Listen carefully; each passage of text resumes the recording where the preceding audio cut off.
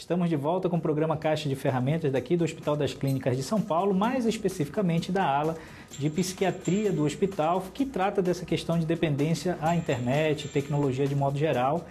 E como no programa anterior, estamos aqui com a doutora Silvia, que vai nos ajudar hoje a entender um pouco mais desse cenário nacional. Doutora Silvia, seja bem-vinda novamente ao Caixa de Ferramentas, sempre um prazer recebê-la. Muito obrigada, o prazer é meu. Doutora Silvia, nós falamos sobre o tratamento, sobre a necessidade, a importância do tratamento. Existe algum estudo, alguma atuação quanto à prevenção? O trabalho preventivo, eu penso que nós acabamos atuando numa linha de prevenção secundária e terciária. Primário, secundário, terciário, traduza para nós, por favor. Seria assim, a prevenção primária, né, seria aquilo que seria importante, né, que é o trabalho da mídia, né, que é divulgar o que existe, promover debates para a população, né? Então, isso acaba chegando, né, aos lares, né, com uma forma de alerta, né? Porque quantos pais, quantas pessoas não têm a noção, né, do quanto é importante acompanhar o filho no uso da tecnologia. Não tem dúvida. Então, o filho chega com um desejo, quero renovar, quero ampliar, quero melhorar a minha máquina, isso, aquilo, e os pais veem aquilo como sendo um ponto de interesse e vão, né, munindo o filho de aparatos melhores, o que faz com que ele cada vez mais permaneça conectado, buscando mais e mais, que é como você havia dito no programa anterior, que é o uso da droga. Para você ter o mesmo prazer, você precisa cada vez mais.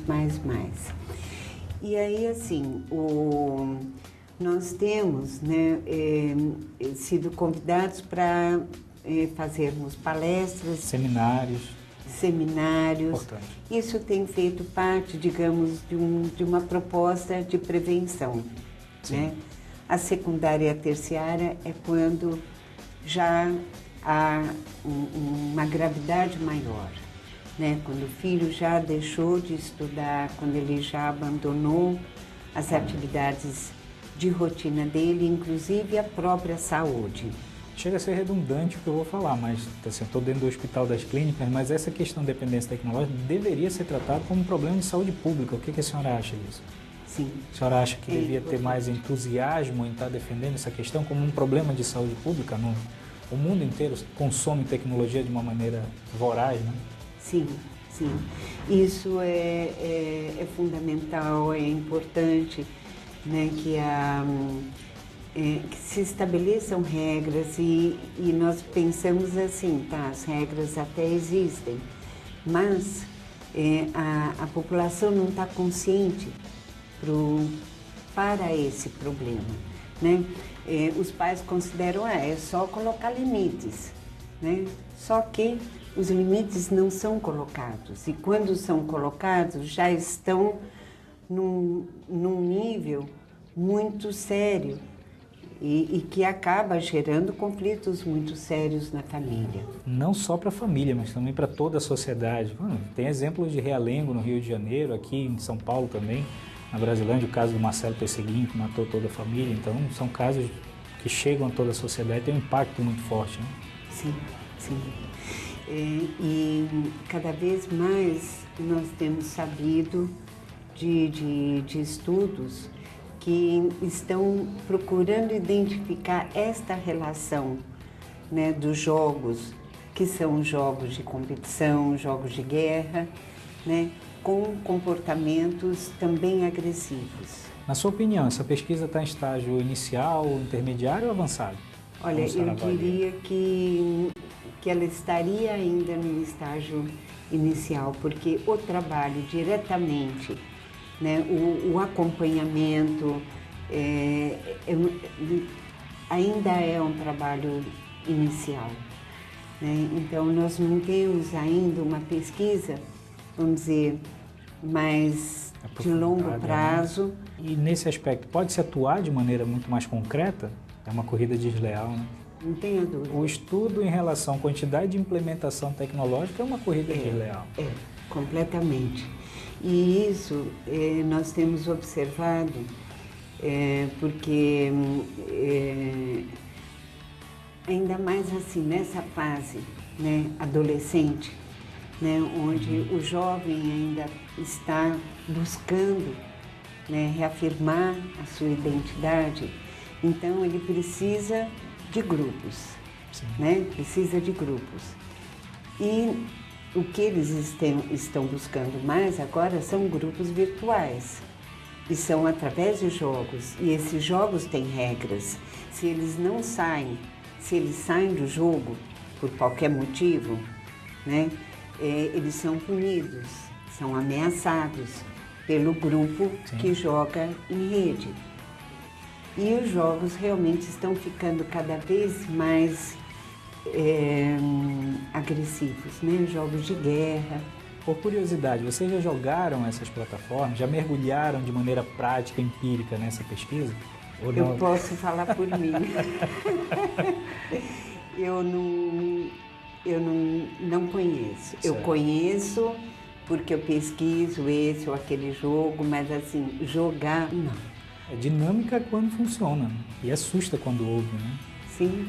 A senhora tem algum caso assim que mais lhe chamou a atenção? Olha, isso é uma informação que eu obtive ontem, mas me assustou muitíssimo, né? Que existem jogos, né, que estão preparando, que o conteúdo do jogo é matar famílias.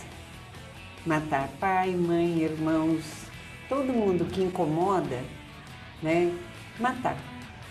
Né? Eu não tive detalhes, né, também não saberia te dizer o nome do jogo, mas eu fiquei muito assustada com isso, né, porque assim, os jogos de guerra já são muito violentos, né, e traduzem uma irrealidade, né, porque assim, ele morre, ressuscita, depois volta com outra configuração, então é muita fantasia. Sim. Mas é nessa fantasia que eles entram.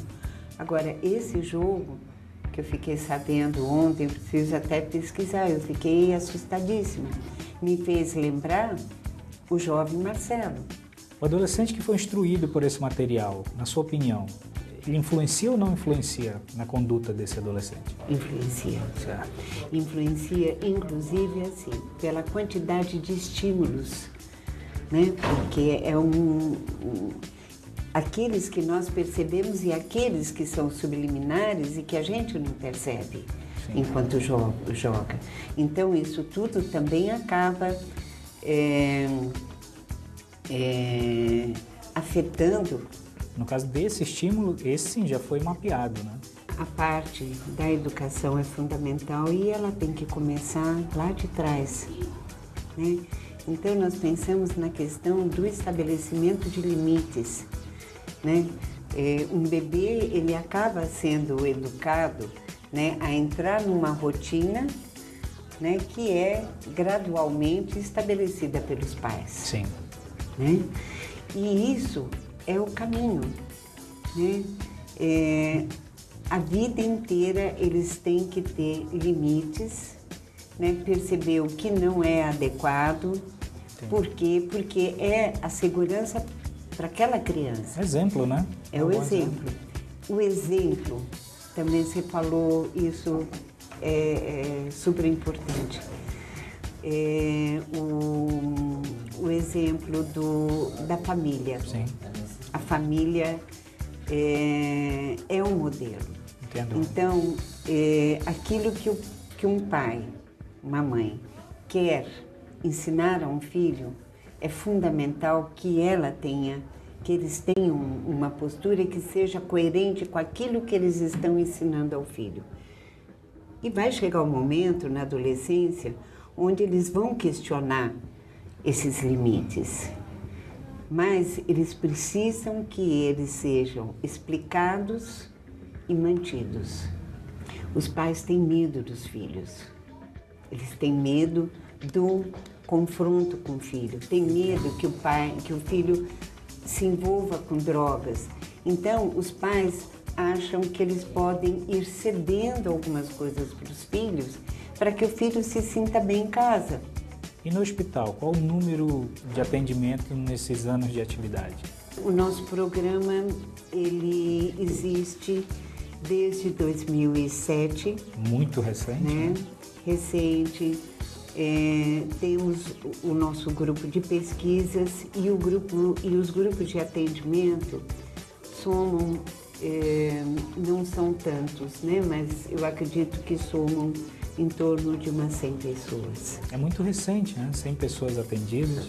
Uhum. Pois é, nesse caso, moderado, brando. Então, eu queria novamente agradecer muito, né, pelos esclarecimentos, dizer que o Caixa de Ferramentas também se coloca à disposição, né, porque a nossa função é essa, tá lidando com novas tecnologias, mostrando para os pais que não é só um brinquedinho, então tem várias plataformas e ao mesmo tempo nuances que precisam ser mais verificadas. Vamos levar sua mensagem do exemplo para os telespectadores, porque o exemplo conta muito, né? Numa época em que os próprios pais são usuários e acabam não dando um bom exemplo do uso dessas novas ferramentas. Para você que está em casa, esse foi o programa Caixa de Ferramentas de hoje, direto do Hospital das Clínicas de São Paulo, mais especificamente da ala que cuida de dependência tecnológica. O programa Caixa de Ferramentas de hoje fica por aqui. Um beijo, um queijo, até a próxima semana. Fomos!